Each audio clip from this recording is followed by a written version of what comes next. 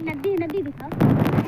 ये नदी है तो हम इसमें डायरेक्ट जैसे गणेश जी की मूर्ति है और दुर्गा माता की मूर्ति है, तो हम लोग क्योंकि केमिकल लगा रहता है तो हम उनको डायरेक्ट वहाँ पे नहीं सिरा करके यहाँ पे एक अलग से बना दिया जाता है।